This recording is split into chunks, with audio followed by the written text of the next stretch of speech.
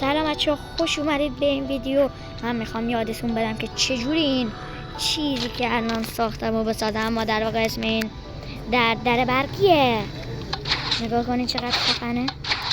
میخوام آموزشش رو براتون بذارم. نگاه، اول باید برید و 3 تا از اینا اینجا روی هم بذارید. بعدش 2 تا بلاک از هم فاصله داشته باشن. اینا یکی دیگه هم روبروش به اندازه 2 تا بلاک.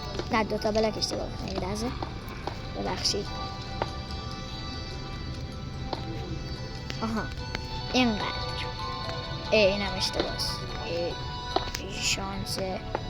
آها اینقدر فاصله باشه بینشون. اینا رو همین جوری با هم یه ترتیب بچینید. بعدش یه دونه از اینا رو اینجا بذارید. یه لحظه ببخشید من اینا رو اینجا بذارم و بعدش اینا رو اینجوری اینجا بچینید صورتی که به اینجا برسه. بعدش اینجوری میشه. اما هنوز کار ما تموم نشد.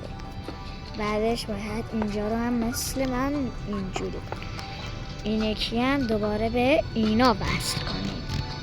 برای این طرف هم همین کار رو باید بکنید. نگاه، باید همین کار بکنید. بعدش و این رو هم دوباره باید به اینا وصل کنید. و بعد اینم از نتیجه کار. نظرتون رو تو کامنت ها بگید.